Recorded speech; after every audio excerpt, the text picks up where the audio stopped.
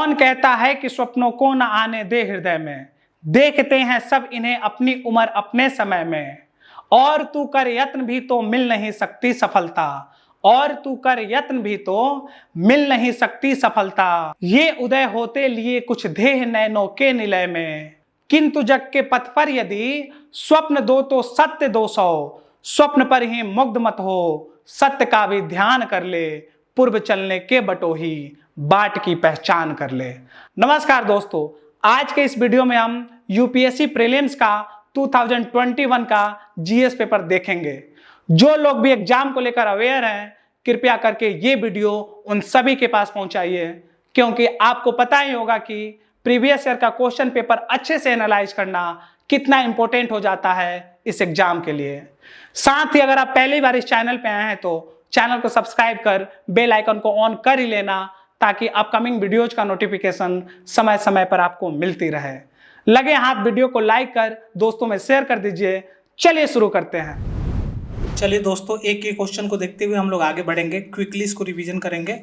ठीक है, तो देखिए हम लोग ये उत्तर पुस्तिका क्रम है, यानी टेस्ट बुकलेट सीरीज ए है, इसके अकॉर्डिंग हम लोग क्वेश्चन देखेंगे। यानी क्वेश्चन का जो नंबर सीरीज होगा वो ये टेस्ट बुकलेट सीरीज ए के अकॉर्डिंग होगा। ठीक है, जैसे किसी का बी हो सकता है, किसी का सी हो सकता है। ठीक है, तो हम लोग यहाँ ए के अकॉर्डिंग नंबरिंग होगा इसमें। ठीक है, जैसे पहला क्वेश्चन से हम लोग शुरू करते हैं।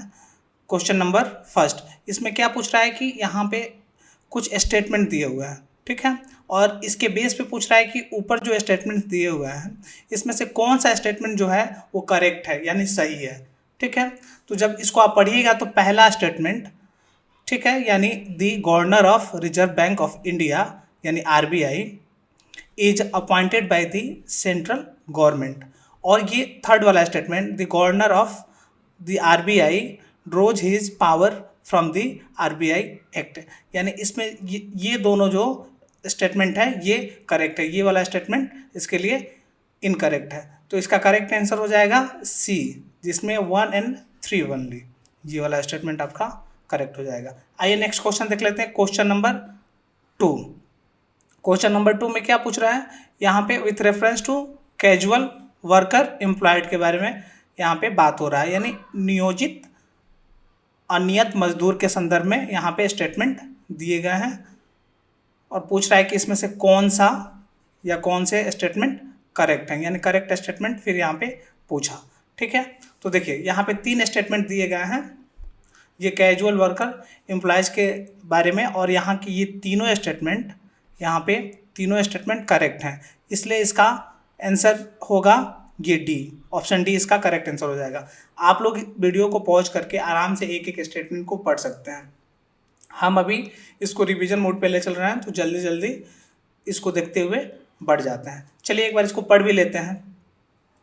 देखिए यहाँ पे क्या बोल रहा है कि सभी अनियत मजदूर कर्मचारी भविष्य निधि सुरक्षा के हकदार हैं। सभी अनियत मजदूर नियमित कार्य समय एवं समयोपरि भुगतान के हकदार हैं।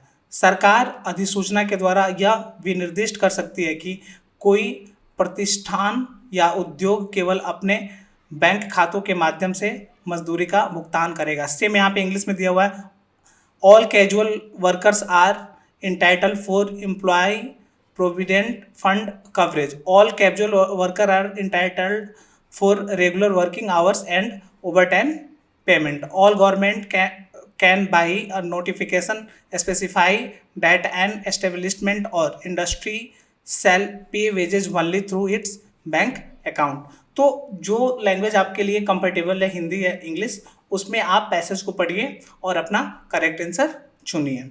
यहाँ पे ये है। आइए नेक्स्ट क्वेश्चन देखते हैं, question number 3।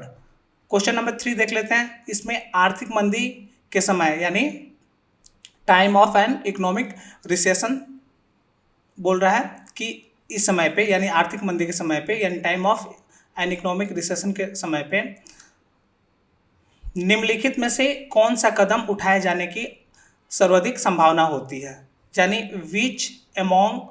Which among the following step is most likely to be taken, यानी इसमें से जो कौन सा जो स्टेटमेंट है वो करेक्ट है इसके लिए कि आर्थिक मंदी के समय में यानी टाइम ऑफ इकोनॉमिक रिसेशन कौन सा कदम उठाने की सर्वाधिक संभावना होती है। ठीक है, तो देखिए यहाँ जो ये बी वाला जो स्टेटमेंट दिया हुआ है यानी सार्वजनिक परियोजनाओं पर व्यय में वृद्धि करना यानी increase in expenditure on public project, ये वाला स्टेटमेंट इसके लिए सही हो जाता है। बाकी स्टेटमेंट आप एक बार पढ़ के देख भी सकते हैं। आइए नेक्स्ट क्वेश्चन देखते हैं, क्वेश्चन नंबर 4। यहाँ पे भी बोल रहा है क्या, कंसिडर द फॉलोइंग स्टेटमेंट। यहाँ पे स्टेटमेंट दिया हुआ है, अन्य बातें अपरिवर्तित रहने पर भी किसी वस्तु के लिए बाजार मांग बढ़ सकती है यदि, यानी other things remain unchange market demand for a good might increase if. तो किस कंडीशन में ये पूछ रहा है कि ऊपर से जो स्टेटमेंट दिए हुए हैं उसमें से कौन सा स्टेटमेंट इसके लिए सही है। तो देखिए ये जो पहला स्टेटमेंट है ये और इसका ये चौथा स्टेटमेंट इसके लिए करेक्ट हो जाता है, यानी price of its substitute increase और इट्स प्राइस फॉल्स, ये वाला स्टेटमेंट सही हो जाता है। आइए नेक्स्ट क्वेश्चन देख लेते हैं, question number 5। With reference to urban cooperative banks in India consider the following statement, यानी शहरी सहकारी बैंकों के संदर्भ में यहाँ पे स्टेटमेंट दिया हुआ है और पूछ रहा है कि इनमें से कौन सा स्टेटमेंट जो है वो करेक्ट है। ठीक है, तो देखिए यहाँ पे 3 स्टेटमेंट दिए हुए हैं, तो इसमें से जो 2 स्टेटमेंट है वो करेक्ट है, दूसरा वाला स्टेटमेंट और तीसरा वाला स्टेटमेंट। दूसरा वाला स्टेटमेंट क्या बोल रहा है, they can issue equity share and preference shares. ठीक है, और थर्ड वाला क्या है, they are brought under the purview of the Banking Regulation Act 1949 through an amendment in 1966। ये दोनों स्टेटमेंट यहाँ पे इसके लिए सही है, यानी इसका जो बी है केवल 1 और 2 नहीं, केवल 2 और 3 यानी 2 and 3 ओनली, ये वाला स्टेटमेंट इसके लिए करेक्ट हो जाता है। आइए नेक्स्ट क्वेश्चन देख लेते हैं, क्वेश्चन नंबर 6। क्वेश्चन नंबर 6 यहाँ पे क्या बोल रहा है, यानी इंडियन गवर्नमेंट बॉन्ड इल्ड्स के बारे में बोल रहा है, इल्ड्स के बारे में। Indian government bond yields are influence by which of the following, यानी भारतीय सहकारी बॉन्ड प्रतिफल निम्नलिखित में से किससे प्रभावित होता है। यहाँ पे आपके 3 स्टेटमेंट हैं। पहला क्या है, action of the United State Federation Reserve और action of the Reserve Bank of India और inflation and short term interest rate, ये तीनों जो हैं सही कुट हैं, यानी ऊपर के तीनों जो स्टेटमेंट हैं ये इसके लिए सही है, यानी इसका डी करेक्ट आंसर हो जाएगा 1, 2 and 3। आइए नेक्स्ट क्वेश्चन देख लेते हैं, क्वेश्चन नंबर 7। यहाँ पे कंसिडर द फॉलोइंग बोल रहा है और नीचे क्या पूछ रहा है कि can be included in foreign direct investment, इनमें से किसको फॉरेन डायरेक्ट इन्वेस्टमेंट में इंक्लूड करा जा सकता है, यानी एफडीआई में। तो आइए देखते हैं, जो पहला है फॉरेन करेंसी कन्वर्टेबल बॉन्ड्स, इसको इंक्लूड करा जा सकता है। दूसरा foreign institutional investment with certain condition, ये भी सही है। और तीसरा जो है ग्लोबल डिस्पोजिटरी रिसिप्ट, ये भी इसके लिए करेक्ट हो जाता है, यानी पहला, दूसरा और तीसरा। ये नॉन रेसिडेंट एक्सटर्नल डिपॉजिट्स, ये वाला रॉन्ग हो जाता है, यानी इसका ए जो है 1, 2 and 3, ये वाला स्टेटमेंट, ये वाला ऑप्शन सही हो जाता है। नेक्स्ट क्वेश्चन देखते हैं, question number 8। Consider the following statement, यहाँ पे क्या दिया हुआ है, the effect of devaluation of a currency is that it's necessarily, यानी किसी मुद्रा के अवमूल्यन का प्रभाव यह है कि वह अनिवार्य रूप से क्या, इसमें से कौन सा स्टेटमेंट सही है वो आपको बताना है। जो पहला स्टेटमेंट है इसके लिए वो करेक्ट हो जाता है। पहला स्टेटमेंट क्या बोल रहा है कि विदेशी बाजारों में घरेलू निर्यातों की प्रतिस्पर्धात्मकता को बढ़ाता है, यानी improve the competitiveness of the domestic export in the foreign market, यानी किसी मुद्रा का अवमूल्यन का प्रभाव ये होता है कि किसी विदेशी बाजार में घरेलू जो निर्यातों की प्रतिस्पर्धात्मकता होती है वो बढ़ जाती है, यानी इसका ए जो है ये करेक्ट आंसर हो जाएगा। ये दोनों नहीं होगा, यानी increase in foreign value of domestic currency ये नहीं होगा, और improves in the trade balance ये भी नहीं होगा, यानी ये इसका करेक्ट आंसर हो जाता है। आइए नेक्स्ट क्वेश्चन देख लेते हैं, क्वेश्चन नंबर 9। इसमें क्या बोल रहा है? क्वेश्चन ये बोल रहा है कि भारत में काले धन के सृजन के निम्नलिखित प्रभावों में से कौन सा भारत सरकार की चिंता का मुख्य कारण है? मुख्य कारण है, यानी effect of creation of black money in India has been main cause of worry to the government of India. तो देखिए इसका जो डी है, यानी कर अपवंचन के कारण राजकोष में राजस्व की हानि, ये इसका करेक्ट हो जाएगा। Loss of revenue to the state exchequer due to tax evasion, loss of revenue to the state exchequer due to tax evasion, ये वाला स्टेटमेंट सही हो जाता है इसके लिए। आइए नेक्स्ट क्वेश्चन देखते हैं, क्वेश्चन क्या हो जाएगा? क्वेश्चन नंबर 10 हो जाएगा। 10 में क्या है? 10 में क्या बोल रहा है कि विच one of the following likely to be the most inflationary in its effect, यानी निम्नलिखित में कौन सा अपने प्रभाव में सर्वाधिक मुद्रास्फीति कारक हो सकता है, यानी इन्फ्लेशनरी हो सकता है, सर्वाधिक, मोस्ट। तो इसमें ऑप्शन दिया हुआ है, तो देखिए इसका कौन सा करेक्ट आंसर हो जाएगा। देखिए यहाँ पे जो डी वाला ऑप्शन है, यानी creation of new money to finance a budget deficit, ये वाला करेक्ट आंसर हो जाता है, यानी बजट घाटे के वित्तीयन के लिए नई मुद्रा का सृजन करना, ये इसके लिए करेक्ट आंसर हो जाएगा। ठीक है, आइए नेक्स्ट क्वेश्चन देख लेते हैं, क्वेश्चन नंबर 10 में क्वेश्चन नंबर 11, इसमें क्या बोल रहा है? 11 में द मनी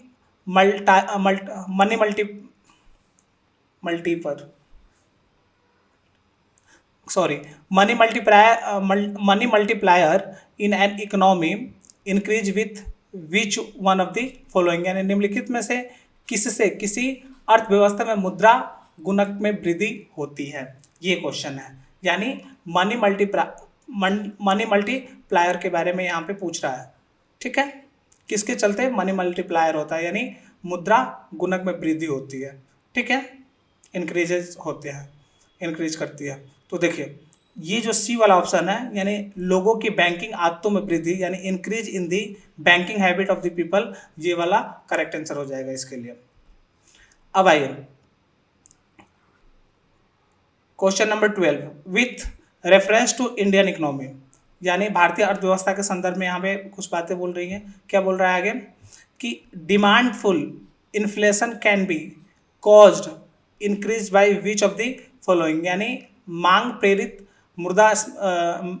मुद्रास्फीति या उसमें वृद्धि निम्नलिखित किन कारणों से होती है। ठीक है, तो देखिए पहला क्या है? एक्सपेंशनरी पॉलिसी, दूसरा फिजिकल स्टिमुलेशन, और तीसरा क्या है? इन्फ्लेशन इंडेक्सिंग वेजेज, ये नहीं होगा, और चौथा क्या है?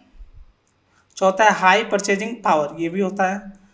तो और लास्ट में क्या है? राइजिंग इंटरेस्ट रेट, ये भी नहीं होगा। यानी पहला, दूसरा और तीसरा, यानी विस्तारकारी नीतियाँ और राजकोषीय प्रोत्साहन, यानी फिजिकल स्टिमुलस, और ये चौथा उच्च क्रय शक्ति, यानी ये इसका ए वाला 1, 2 एंड 4 ओनली करेक्ट आंसर हो जाएगा। आइए नेक्स्ट क्वेश्चन देख लेते हैं, क्वेश्चन नंबर 13 में क्या बोल रहा है कि with reference to India consider the following statement, भारत के संदर्भ में यहाँ पे स्टेटमेंट दिया हुआ है और पूछ रहा है कि इनमें से कौन सा स्टेटमेंट जो है वो करेक्ट है। ये आपको करेक्ट स्टेटमेंट इसमें से चूज करना है। तो देखिए पहला स्टेटमेंट क्या है कि retail investor through demat account can invest in treasury bills and government of India डेप्ट बॉन्ड इन प्राइमरी मार्केट।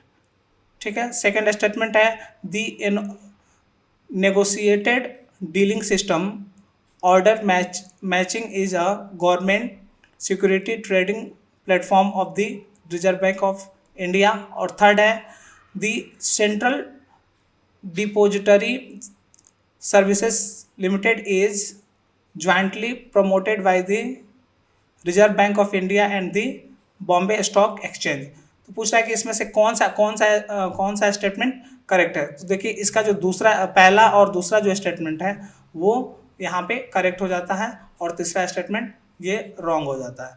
तो इसका करेक्ट आंसर कौन सा हो जाएगा? बी, 1 और 2, 1 एंड 2।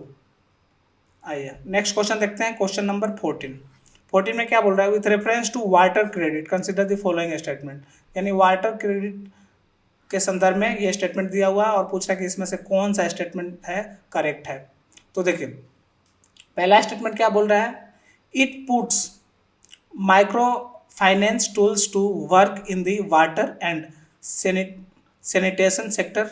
सेकेंड है it is a global initiative launch under the aegis of the World Health Organization and the World Bank. Third है it aims to enable to the poor to meet their water needs without depending on subsidies. तो इसका जो 2 statement सही है, पहला वाला और ये तीसरा वाला, फर्स्ट एंड थर्ड।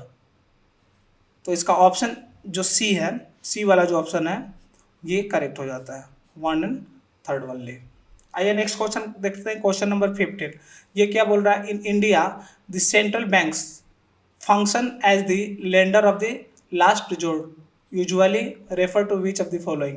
यानी भारत में अंतिम उधारदाता यानी लेंडर ऑफ लास्ट रिजोर्ट के रूप में केंद्रीय बैंक के कार्य में सामान्यतः निम्नलिखित में से क्या सम्मिलित है? ठीक है, ये आपको बताना है। तो देखिए पहला स्टेटमेंट क्या बोल रहा है? अन्य स्रोतों से ऋण प्राप्ति में विफल होने पर व्यापार एवं उद्योग निकाय को ऋण प्रदान करना।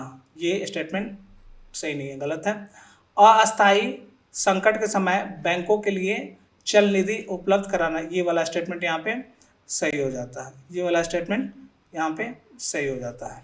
यानी providing liquidity to the banks having a temporary crisis, ये वाला स्टेटमेंट यहाँ पे सही हो जाता है। थर्ड क्या है? Lending to governments to finance budgetary deficit, ये वाला स्टेटमेंट भी गलत हो जाता है। यानी इसका जो बी है 2 ओनली, ये वाला स्टेटमेंट सही है। नेक्स्ट क्वेश्चन क्या है? 16 number, R2 code of practices, R2 व्यवहार संहिता के बारे में यहाँ पे है कि constitute a tool available for promoting the adoption of, यानी किसके अंगीकरण को प्रोत्साहित करने के लिए R2 व्यवहार संहिता साधन उपलब्ध करती है। ठीक है, आपके यहाँ पे 4 स्टेटमेंट दिए हुए हैं, इसे आप लोग आराम से पढ़ सकते हैं। पहला जो स्टेटमेंट है इसके लिए करेक्ट हो जाता है, इलेक्ट्रॉनिक पुनर्चक्रण उद्योग में पर्यावरणीय दृष्टि से विश्वसनीय व्यवहार, यानी एनवायरमेंटली रेस्पॉन्सिबल प्रैक्टिसेस इन इलेक्ट्रॉनिक रिसाइकलिंग इंडस्ट्री, ये वाला स्टेटमेंट इसके लिए करेक्ट हो जाता है। आइए क्वेश्चन नंबर 17 को देख लेते हैं। 17 क्या बोल रहा है? Why is there a concern about copper smelting plants, यानी ताम्र प्रगलन संयंत्रों के बारे में चिंता का कारण क्या है? ठीक है, और यहाँ पे आपके 3 स्टेटमेंट दिए हुए हैं और नीचे बोल रहा है कि नीचे दिए गए कोड का प्रयोग कर सही उत्तर चुनिए, यानी करेक्ट आंसर आपको बताना है। ठीक है, तो देखिए पहला क्या है? दे में रिलीज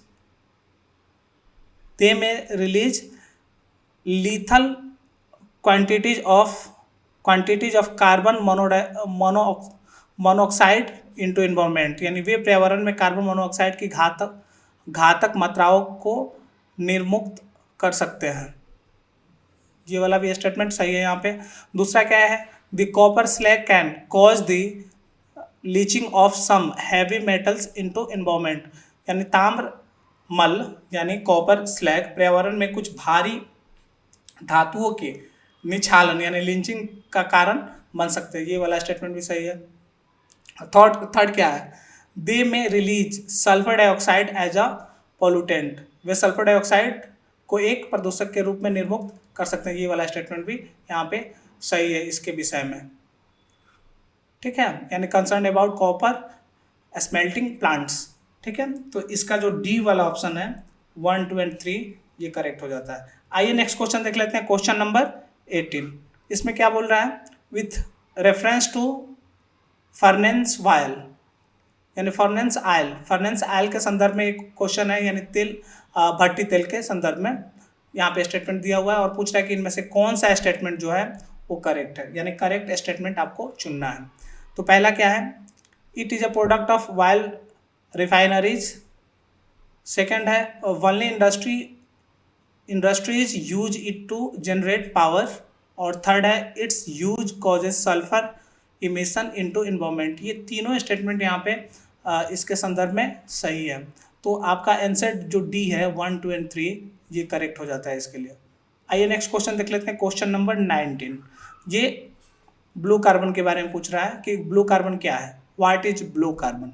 तो आपको करेक्ट आंसर बताना है। यहाँ पे 4 स्टेटमेंट दिए हुए हैं। देखिए पहला जो स्टेटमेंट है वो ही इसके लिए करेक्ट हो जाता है, यानी carbon captured by ocean and coastal ecosystem, यानी महासागरों और तटीय पारिस्थितिक तंत्रों द्वारा ग्रहित कार्बन को ही क्या बोला जाता है, ब्लू कार्बन ये है, ठीक है। आइए नेक्स्ट क्वेश्चन देख लेते हैं, क्वेश्चन नंबर 20। क्वेश्चन नंबर 20 क्या है, इसमें क्या बोल रहा है, in the nature which of the following is are mostly like to be found surviving on the surface without soil, यानी प्रकृति में निम्नलिखित में किस जीव का या जीवों के मृदा विहीन सतह पर जीवित पाए जाने की सर्वाधिक संभावना है, यानी विदाउट सॉइल कौन से जीव यहाँ पे धरती पे सर्वाइव कर लेते हैं प्रकृति में, ठीक है। तो देखें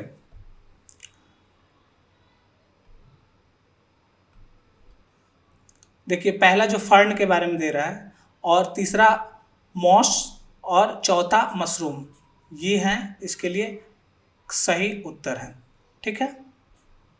तो इसका आंसर डी है इसके लिए करेक्ट हो जाता है, ठीक है। सर्वाधिक बोला है यहाँ पे, ध्यान देना है, ये सर्वाधिक संभावना है किसके लिए।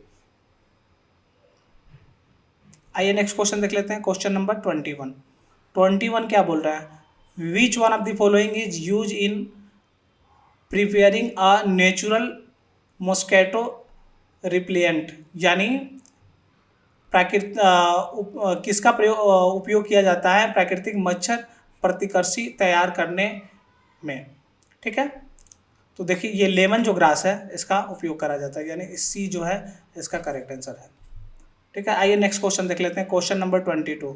यहाँ पे consider the following kinds of organism के बारे में दिया है, जीवों में निम्नलिखित में से जीवों के निम्नलिखित प्रकारों पर विचार कीजिए।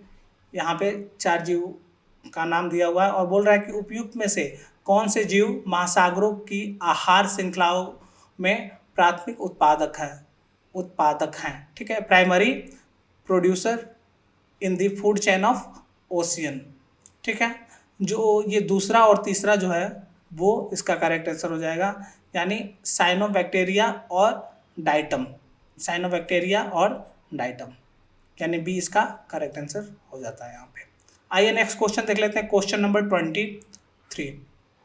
23 में क्या बोल रहा है, कंसीडर द फॉलोइंग एनिमल्स, इसको कंसीडर करना है और इसके बेस पे बताना है, to reduce the chance of being capture by predators which of the above organism roll ups and protect its their vulnerable parts, यानी उपयुक्त में से कौन से जीव परभक्षियों द्वारा पकड़े जाने की संभावना को कम करने के लिए स्वयं को लपेटकर अपने सुभेद अंगों की रक्षा करता है या करते हैं, ये बताना है।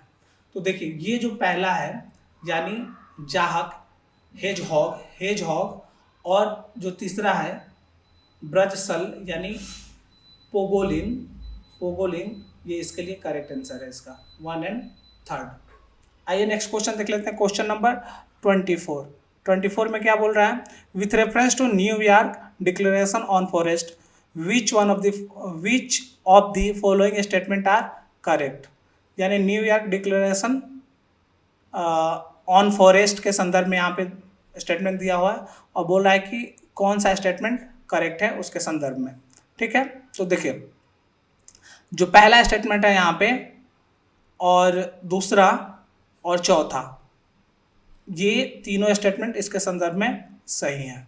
पहला स्टेटमेंट क्या बोल रहा है कि it was first endorse at the United Nation climate summit in 2014, और दूसरा क्या बोला, it endorses a global timeline to end the loss of forest, और चौथा क्या बोल रहा, it is endorse by governments, big companies and indigenous community. यानी ये तीनों स्टेटमेंट इसके संदर्भ में सही है, पहला, दूसरा और चौथा, यानी ए इसका करेक्ट आंसर हो जाएगा। आइए नेक्स्ट क्वेश्चन देख लेते हैं, क्वेश्चन नंबर 25। 25 में क्या बोल रहा है, magnetite particles suspected to cause neuro degenerative problems are generated by environmental pollutant from which of the following। ठीक है, इसका यहाँ पे हिंदी दिया हुआ है, आप हिंदी भी पढ़ सकते हैं। और नीचे क्या पूछ रहा है कि करेक्ट आंसर आपको चुनना है, कि इसमें से कौन सा करेक्ट है आपको चुनकर बताना है। ठीक है, तो देखिए इसके लिए बी जो ऑप्शन है इसका करेक्ट हो जाता है। और बी में कौन कौन से आते हैं, पहला क्या है, मोटर गाड़ी में ब्रेक, और दूसरा मोटर गाड़ी के इंजन, और चौथा क्या है, चौथा है बिजली संयंत्र। ठीक है, नेक्स्ट क्वेश्चन क्या है, क्वेश्चन नंबर 26। क्वेश्चन नंबर 26 देखते हैं। ठीक है, 26 क्या बोल रहा है, 26 क्या बोल रहा है कि विच one of the following is filter feeder. यानी निम्नलिखित में से कौन सा जीव निस्यंदक भोजी यानी फिल्टर फीडर है। तो देखिए इसका जो सी है, इसका सी जो है यानी सीप, एस्टर जो है, ये इसके लिए करेक्ट आंसर हो जाता है। आइए नेक्स्ट क्वेश्चन देख लेते हैं, क्वेश्चन नंबर 27। 27 क्या बोल रहा है, in case of which one of the following biogeochemical cycles the weathering of rocks is the main source of release the nutrient to enter the cycle। यानी निम्नलिखित जैव भू रासायनिक चक्रों में से किनमें चट्टानों का अपक्षयन चक्र में प्रवेश करने वाले पोषक तत्वों के निर्मुक्त होने का स्रोत है। ठीक है, यानी क्या ये बोल रहा है कि जैव भू रासायनिक चक्रों में से किसमें चट्टानों का अपक्षय चक्र में प्रवेश करने वाले पोषक तत्वों के निर्मुक्त होने का स्रोत है। तो यहाँ पे ये आपके ऑप्शन है। तो देखिए इसका जो सी वाला जो ऑप्शन है यानी फॉस्फोरस चक्र, ये इसके लिए करेक्ट आंसर हो जाते हैं। आइए नेक्स्ट क्वेश्चन देख लेते हैं, क्वेश्चन नंबर 28। 28 क्या बोल रहा है कि यहाँ पे क्या दिया हुआ है, निम्नलिखित में से कौन से जीव अपर्दाहारी यानी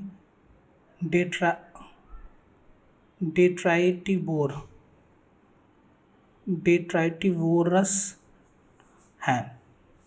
डेट्राइटिवोर्स कौन कौन से जीव हैं यहाँ पे ये बोल रहा है। तो देखिए इसका जो करेक्ट ऑप्शन है ये सी है, यानी ये केचुआ, अर्थवर्म्स, और उसके बाद 3 यानी ये मिलीपिड्स, और 5 नंबर वुडलाइस, ये और ये मिलीपिड्स और केचुआ इसके लिए करेक्ट आंसर हो जाएंगे।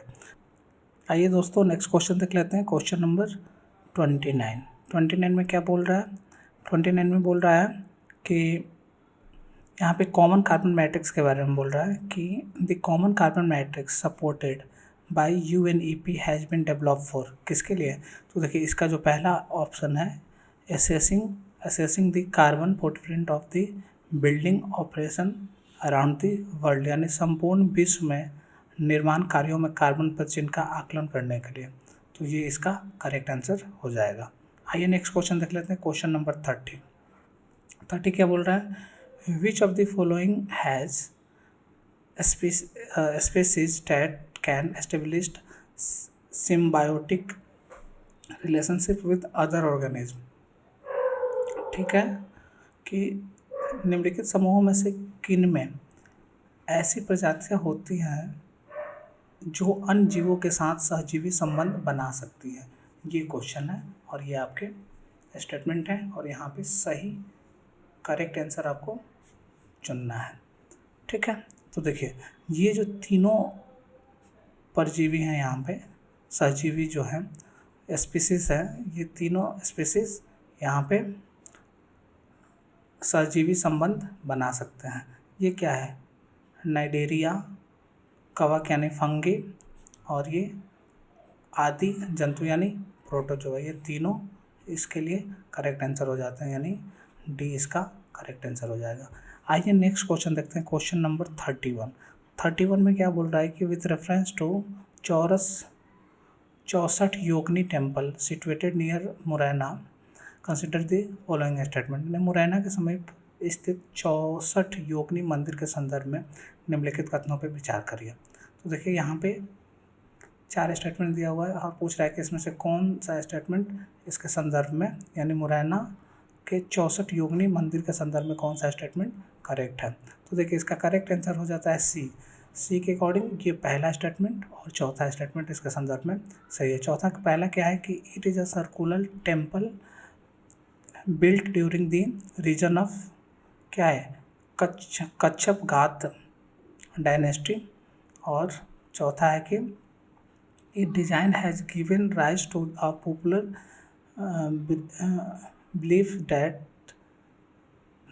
it was the inspiration behind the Indian parliament building, यानी इसके डिज़ाइन से यह लोकप्रिय धारणा बनी कि भारतीय संसद भवन के लिए प्रेरणा स्रोत रहा था। इसके डिज़ाइन से यह लोकप्रिय धारणा बनी कि यह भारतीय संसद भवन के लिए प्रेरित रहा था, यानी पहला और तीसरा इसका करेक्ट आंसर हो जाएगा, यानी ऑप्शन सी जो है इसके लिए करेक्ट हो जाता है। आइए नेक्स्ट क्वेश्चन देखते हैं। क्वेश्चन नंबर 32 इसमें क्या बोल रहा है? Which one of the following ancient town is well known for its elaborate system of water harvesting management by building a series of dam and channelising water into connected reservoirs. ठीक है, तो देखिए इसका जो पहला है ऑप्शन यही correct हो जाता है, यानी धौलावीरा इसके लिए करेक्ट आंसर है। आइए नेक्स्ट क्वेश्चन देखते हैं। Question number 33 in the first quarter of 17th century in which of the following were the factories of the English east India company located. ठीक है, और यहाँ पे 3 आपके जगह के नाम दिए गए हैं और पूछ रहा है कि इसमें से कौन सा करेक्ट है, आपको बताना है। तो देखिए पहला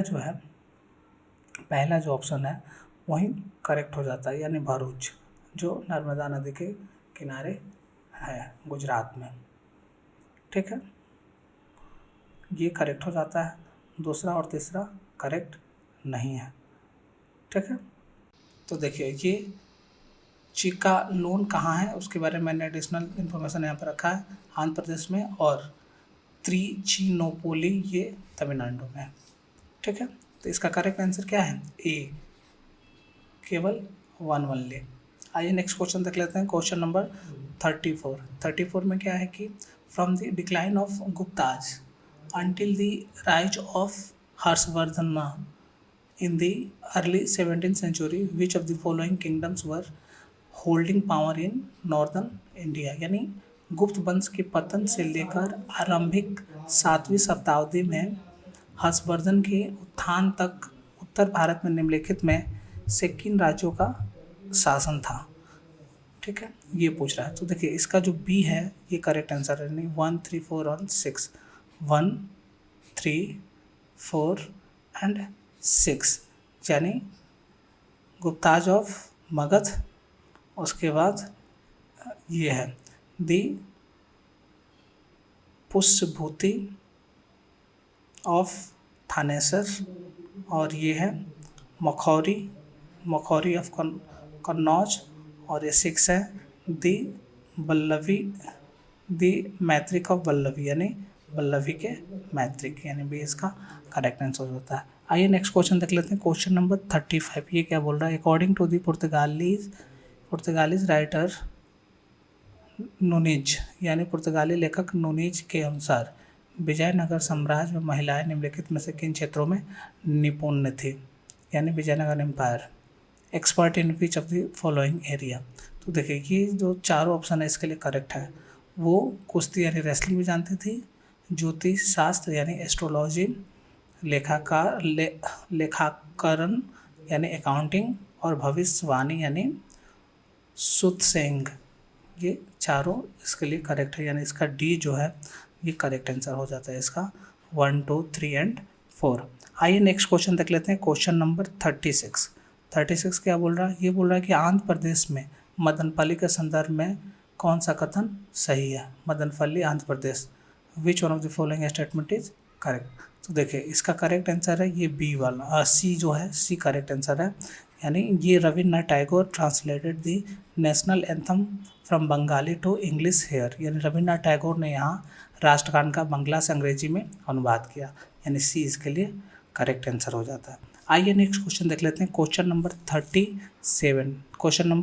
37 यहाँ पे एक साइड में हिस्टोरिकल प्लेस दिया है, दूसरे जगह पे दिया है वेल नोन फॉर, यानी ख्याति का कारण क्या है इन हिस्टोरिकल प्लेस का। ठीक है, तो पहला स्टेटमेंट यहाँ पे ये है कि बुर्ज होम, और ये बोल रहा है ये ख्याति के कारण शैलकृत देव मंदिर यानी रॉक कट श्राइन के बारे में बोल रहा है। देखिए ये पहला स्टेटमेंट इसके लिए सही नहीं है, ये पहला स्टेटमेंट ही इसके लिए गलत है। ये बुर्ज होम जो है ये श्रीनगर कश्मीर के श्रीनगर में है, और ये नियोलिथिक साइट्स यहाँ पे है।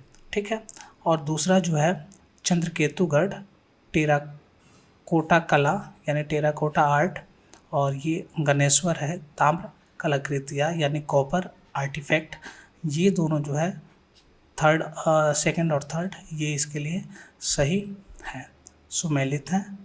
ठीक है, करेक्टली मैच्ड है, तो इसका करेक्ट आंसर हो जाएगा डी यानी 2 और 3।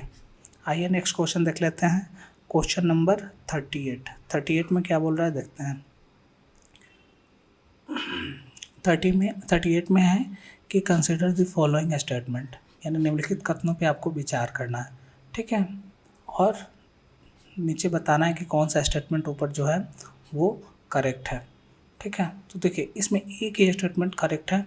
जब आप इसको पढ़िएगा तो पहला स्टेटमेंट क्या बोल रहा है, it was during the region of Iltutmish that Genghis Khan reach the Indus in pursuit of the fugitive Khwarizm prince, यानी इल्तुतमिश के शासनकाल में चंगेज का भगौड़े ख्वारिज्म युवराज की खोज में सिंधु नदी तक पहुंचा था। ये वाला स्टेटमेंट यहाँ पे करेक्ट है। आइए नेक्स्ट क्वेश्चन देख लेते हैं। इसके बाद क्वेश्चन नंबर 39 क्वेश्चन नंबर देख लेते हैं। क्वेश्चन नंबर 39 इसमें क्या बोल रहा है कि यहाँ पे 3 स्टेटमेंट दिया हुआ है, और पूछ रहा है कि आपको बताना है कि ऊपर जो तीनों स्टेटमेंट दिए हुए हैं इसमें से कौन सा स्टेटमेंट करेक्ट है। ठीक है, तो देखिए पहला स्टेटमेंट है कि संत फ्रांसिस जेवियर यानी जेसुइट संघ ऑर्डर के संस्थापक सदस्यों में एक थे, यानी संत Francis Xavier was one of the founding member of the Jesuit order. पहला स्टेटमेंट, तो देखिए पहला स्टेटमेंट यहाँ पे ये सही हो जाता है। दूसरा जो स्टेटमेंट है संत Francis Xavier died in Goa and a church is dedicated to him there, तो ये जो दूसरा स्टेटमेंट है ये यहाँ पे रॉन्ग हो जाता है, ये रॉन्ग है। और तीसरा जो स्टेटमेंट है, द फीस्ट, फीस्ट का मतलब होता है भोज, the feast of Saint Xavier's is celebrated in Goa each year, यानी गोवा में प्रतिवर्ष संत फ्रांसिस जेवियर के भोज का अनुष्ठान किया जाता है। ये वाला स्टेटमेंट भी सही है, यानी पहला और तीसरा स्टेटमेंट सही है, यानी इसका ऑप्शन सी जो है, यानी 1 and 3 ओनली, ये वाला स्टेटमेंट यहाँ पे करेक्ट हो जाता है। आइए नेक्स्ट क्वेश्चन देख लेते हैं, क्वेश्चन नंबर 40 क्या बोल रहा है कि यहाँ पे बोल रहा है कि प्राचीन भारत के इतिहास के संदर्भ में यहाँ बोल रहा है, यानी with reference to history of ancient India statement दिया हुआ है, और पूछ रहा है कि इसमें से कौन कौन सा स्टेटमेंट करेक्ट है, आपको बताना है। तो देखिए यहाँ पे तीनों स्टेटमेंट को आप आराम से पढ़ सकते हैं, इसमें से सिर्फ जो दूसरा स्टेटमेंट है वो करेक्ट है, यानी मिताक्षरा व्यवस्था में पुत्र अपने पिता के जीवन काल में ही संपत्ति पर अधिकार का दावा कर सकते थे, जबकि दाय भाग व्यवस्था में पिता की मृत्यु के उपरांत ही पुत्र संपत्ति पर अधिकार का दावा कर सकता था, यानी दूसरा स्टेटमेंट यहाँ पे सिर्फ सही है। तो इसका करेक्ट आंसर बी हो जाता है 2 ओनली, ठीक है। बाकी ये पहला और तीसरा स्टेटमेंट रॉन्ग हो जाता है, पहला और तीसरा रॉन्ग है। आइए नेक्स्ट क्वेश्चन देख लेते हैं, क्वेश्चन नंबर 41 में क्या बोल रहा है, ये भी एंशिएंट हिस्ट्री के रेफरेंस में पूछ रहा है कि जो भवभूति, हस्तिमल और क्षमेश्वर क्यों प्रसिद्ध थे, ठीक है। ये 3 नाम दिया हुआ है, ये पूछ रहा है कि फेमस फॉर, यानी किस चीज़ के लिए वो प्रसिद्ध थे, ये बताना है आपको। ये भवभूति, हस्तिमल और क्षमेश्वर। तो देखिए ये जो तीनों थे ये नाटककार थे, यानी प्ले राइट्स, यानी बी इसका करेक्ट आंसर हो जाता है।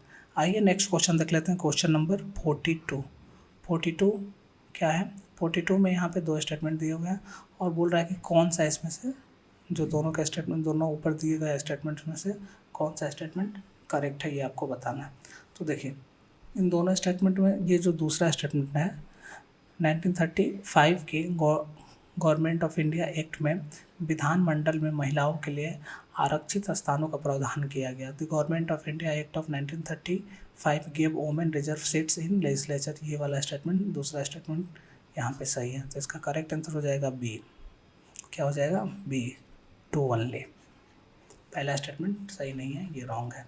आइए नेक्स्ट क्वेश्चन देख लेते हैं, क्वेश्चन नंबर 43 ये पूछ रहा है, ये बोल रहा है कि भारतीय इतिहास में 8 अगस्त 1942 के संदर्भ में, यहाँ पे स्टेटमेंट दिया हुआ है, बोल रहा है कि स्टेटमेंट कौन सा स्टेटमेंट जो है सही है, ठीक है। तो देखिए जब सारे स्टेटमेंट को पढ़िएगा तो आपको पता चलेगा कि ये जो पहला स्टेटमेंट है, the quit India resolution was adopted by the AICC, ये वाला स्टेटमेंट सही है, यानी AICC द्वारा भारत छोड़ो प्रस्ताव अंगीकार किया गया, ये वाला स्टेटमेंट सिर्फ सही है, बाकी ये तीनों स्टेटमेंट रॉन्ग है। आइए इसके बाद नेक्स्ट क्वेश्चन देख लेते हैं, क्वेश्चन नंबर 44 क्या बोल रहा है कि इनमें से कौन अंग्रेजी में अनुदित प्राचीन भारतीय धार्मिक गीतिकाव्य, यानी सॉन्ग फ्रॉम प्रिज्म से संबंध है,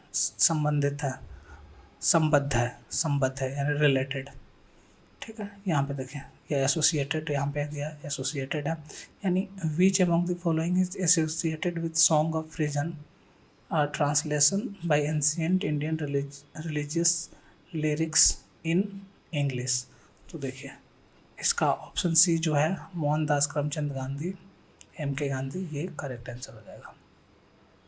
आइए नेक्स्ट क्वेश्चन देख लेते हैं, क्वेश्चन नंबर 45 क्या बोल रहा है,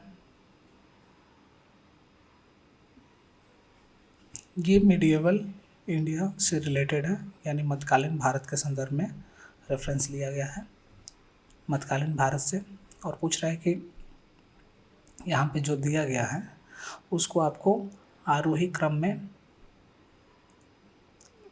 रखना है, यानी correct sequence in ascending order in the terms of size के आधार पे इसको असेंडिंग ऑर्डर में आपको रखना है। तो देखिए इसका जो ए है इसके लिए करेक्ट हो जाएगा, यानी परगना, सरकार और सूबा, ठीक है। आइए नेक्स्ट क्वेश्चन देख लेते हैं, क्वेश्चन नंबर 46, क्वेश्चन नंबर 46 यहाँ पे क्या बोल रहा है, who among the following was associated as secretary with Hindu female school which later came to be known as Bethune female school. ठीक है, यानी हिंदू फीमेल स्कूल से संबंध थी, ठीक है, जो बाद में बेथुन फीमेल स्कूल के नाम से जाना जाने लगा। ठीक है, तो देखिए इसका जो सी है यानी ईश्वर चंद्र विद्यासागर, ये करेक्ट आंसर आपका हो जाता है। नेक्स्ट क्वेश्चन देखेंगे, क्वेश्चन नंबर 47। 47 में क्या बोल रहा है, इन the context of colonial India, यानी औपनिवेशिक भारत के संदर्भ में ये बोल रहा है कि शाहनवाज खां, प्रेम कुमार सहगल और गुरबख्श सिंह ढिल्लो याद किए जाते हैं। रिमेंबर्ड फॉर किस चीज़ के लिए, तो देखिए ये जो डी है यानी officer of the Indian national army, ये करेक्ट हो जाता है, आज़ाद हिंद फौज के अधिकारियों के रूप में। ठीक है, आइए नेक्स्ट क्वेश्चन देख लेते हैं, क्वेश्चन नंबर 48। 48 में क्या बोल रहा है, भारतीय इतिहास के संदर्भ में आपको चीज़ें बतानी है। यहाँ पे स्टेटमेंट दिया हुआ है और पूछ रहा है कि कौन सा स्टेटमेंट यहाँ पे सही है, यानी करेक्ट आंसर आपको बताना है, इसमें से कौन सा करेक्ट है। तो देखिए ये जो स्टेटमेंट दिया हुआ है, पहला स्टेटमेंट, यानी हैदराबाद राजकोट के निजामत का उदय हुआ, यानी the Nizamat of Arcot emerge out of Hyderabad state. और दूसरा, विजयनगर साम्राज्य से मैसूर राज्य का उदय। ये दोनों स्टेटमेंट सही हैं। और ये जो तीसरा स्टेटमेंट है, ये यानी रुहेलखंड राज्य का गठन अहमद शाह दुर्रानी द्वारा अधिकृत राज क्षेत्र में से हुआ, ये वाला स्टेटमेंट गलत हो जाएगा, यानी तीसरा स्टेटमेंट यहाँ पे गलत है। तो इसका करेक्ट आंसर ये हो जाता है 1 और 2। आइए नेक्स्ट क्वेश्चन देख लेते हैं, question number 14। Which one of the following statement correct, यानी इसमें से कौन सा जो स्टेटमेंट है वो करेक्ट है। देखिए पहला जो है, अजंता गुफा बाघोरा नदी की घाटी में स्थित है, यानी Ajanta cave lie in the गोर्ज of वघोरा, ये पहला स्टेटमेंट सही हो जाता है। ठीक है, दूसरा जो स्टेटमेंट है, यानी सांची स्तूप चंबल नदी की घाटी में है, ये गलत हो जाता है। होगा क्या, यहाँ चंबल नदी के जगह पे बेतवा सही होगा। और पांडुलेवा गुफा देव मंदिर नर्मदा नदी की घाटी में स्थित है, ये भी रॉन्ग है, यहाँ पे नर्मदा नदी नहीं जबकि गोमती होगा तो सही होता।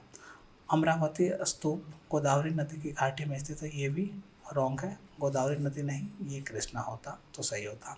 तो इसका करेक्ट आंसर हो जाएगा ए, अजंता गुफा भगोरा नदी की घाटी में स्थित है, यानी Ajanta cave lie in the gorge of Waghora river, gorge of Waghora river. आइए नेक्स्ट क्वेश्चन देख लेते हैं, क्वेश्चन नंबर 50। क्वेश्चन नंबर 50 क्या बोल रहा है, यहाँ पे दो स्टेटमेंट दिया हुआ है और पूछ रहा है कि कौन सा स्टेटमेंट सही है। देखिए पहला जो स्टेटमेंट है वो गलत हो जाता है, यूनिसेफ दिया हुआ है यहाँ पे, यूनेस्को होता तो सही होता। ठीक है, और जो दूसरा स्टेटमेंट यहाँ पे है कि पाकिस्तान की संविधान सभा में यह मांग रखी गई कि राष्ट्रभाषाओं में बांग्ला को भी सम्मिलित किया जाए।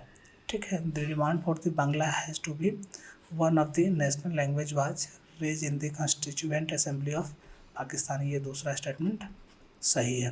तो इसका केवल दो जो है टू ओनली, यानी बी इसका करेक्ट आंसर हो जाएगा। आइए नेक्स्ट क्वेश्चन देखते हैं, क्वेश्चन नंबर 51। 51 क्या बोल रहा है, इसको देखते हैं। ये पर्माकल्चर के बारे में बात कर रहा है, पर्माकल्चर फार्मिंग, यानी अस्थायी कृषि पारंपरिक रासायनिक कृषि से किस तरह भिन्न है, ये आपको बताना है। ठीक है, यहाँ पे आपके 4 स्टेटमेंट दिए गए हैं। तो देखें इसका जो बी है करेक्ट आंसर है, यानी ये पहला, दूसरा और चौथा स्टेटमेंट ये पर्माकल्चर फार्मिंग और पारंपरिक रासायनिक फार्मिंग के डिफरेंस को सही तरीक़ा से बता रहा है। ठीक है, तो फर्स्ट, सेकंड और फोर्थ, 1, 2 एंड 4 यानी बी जो है इसका करेक्ट आंसर हो जाता है। ठीक है, आइए नेक्स्ट क्वेश्चन देख लेते हैं, क्वेश्चन नंबर 52। 52 में क्या बोल रहा है, with reference to palm oil. Palm oil के रेफरेंस में आपको यहाँ पे 3 स्टेटमेंट दिया हुआ है और पूछ रहा है कि कौन सा स्टेटमेंट सही है। तो देखिए पाम ऑयल के बारे में यहाँ पे 2 स्टेटमेंट सही है, दूसरा और तीसरा, यानी ये the palm oil is a raw material for some industry producing lipstick and perfume, और palm oil can be use to produce bio diesels. ये दोनों स्टेटमेंट सही है, यानी इसका जो बी है 2 और 3 ओनली ये करेक्ट हो जाता है। आइए नेक्स्ट क्वेश्चन देख लेते हैं, क्वेश्चन नंबर 53। 53 में क्या बोल रहा है, पढ़ते हैं एक बार। यहाँ पे ये बोल रहा है कि with reference to Indus river system of the following 4 rivers, 3 of them pour into one of them which joins the Indus direct. Among the following, which one is such river that joined the Indus direct? यानी सिंधु नदी प्रणाली के संदर्भ में निम्नलिखित 4 नदियों में से 3 नदियाँ जिनमें से किसी एक नदी में मिलती है, जो सीधे सिंधु नदी से मिलती है, निम्नलिखित में से वह नदी कौन सी है जो सिंधु नदी से सीधे मिलती है, यानी सिंधु नदी से सीधे कौन सी नदी मिलती है वो आपको बताना है। तो देखिए इसका करेक्ट आंसर हो जाएगा बी, ए में क्या है, चेनाब सही हो जाएगा। आइए नेक्स्ट क्वेश्चन देखते हैं, क्वेश्चन नंबर 54। ये भारत के संदर्भ में डिडवाना, कुचामन, सरगोल और खाटो किसके नाम है, ये किसके नाम है, ठीक है। तो देखिए ये जो लवन झील है उसके नाम है, ये स्लाइन लेक्स के नाम है, तो डी इसका करेक्ट आंसर हो जाएगा। आइए नेक्स्ट क्वेश्चन देखते हैं, क्वेश्चन नंबर 55। 55 में क्या बोल रहा है कि यहाँ पे रिवर का नाम दिया हुआ है और बोल रहा है कि कौन सी नदी पूर्वी घाट से निकलती है, वेस्टर्न घाट से, राइज फ्रॉम वेस्टर्न घाट्स। तो देखिए ये दूसरा जो है यानी नागावली और चौथा यानी वंशधारा, ये दोनों पूर्वी घाट से निकलती है, तो इसका करेक्ट आंसर बी हो जाता है 2 और 4 ओनली, ठीक है। आइए नेक्स्ट क्वेश्चन देख लेते हैं इसके बाद, क्वेश्चन नंबर 56। क्वेश्चन नंबर 56 में स्टेटमेंट दिया हुआ है और पूछ रहा है कि कौन सा स्टेटमेंट सही है, यानी उपयुक्त कथनों में से कौन से सही हैं, करेक्ट स्टेटमेंट आपको बताना है, ठीक है।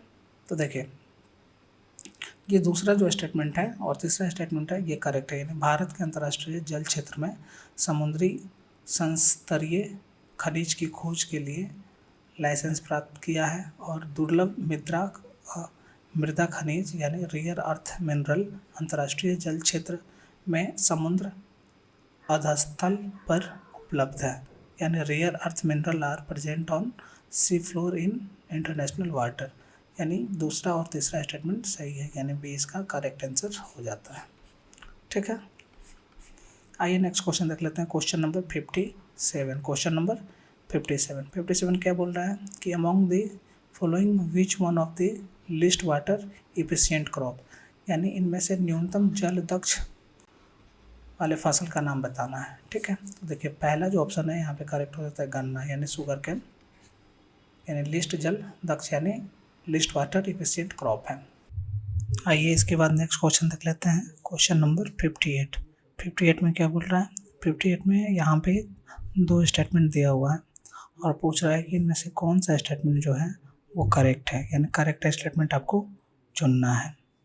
In the tropical zone the western sector of the ocean are warmer than the eastern sections owing to the influence of the trade winds, यानी उष्णकटिबंधीय क्षेत्र में व्यापारिक पवन के प्रभाव के कारण पूर्वी खंडों की तुलना में महासागरों के पश्चिमी खंड अधिक उष्ण होते हैं, पहला स्टेटमेंट। और दूसरा statement in the temperature zone western lies make the eastern sections of the ocean warmer than the western sections, यानी शीतोष्ण क्षेत्र में पश्चिमी खंडों की तुलना में महासागरों में पूर्वी खंडों को अधिक उष्ण बनाता है, यानी 2 स्टेटमेंट दिए हुए हैं, पूछ रहा है कि कौन सा स्टेटमेंट सही है। देखिए यहाँ पे ये दोनों statement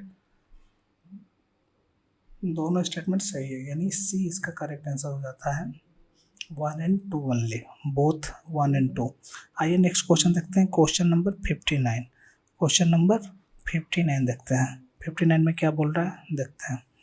in the context of India's preparation of climate smart agriculture consider the following statement, यानी जलवायु अनुकूल कृषि यानी क्लाइमेट स्मार्ट एग्रीकल्चर के लिए भारत की तैयारी के संदर्भ में यहाँ पे स्टेटमेंट दिया हुआ है और पूछ रहा है कि इसमें से कौन सा स्टेटमेंट सही है। देखिए ये तीनों जो स्टेटमेंट है यहाँ पे ये इसके संदर्भ में सही हो जाते हैं।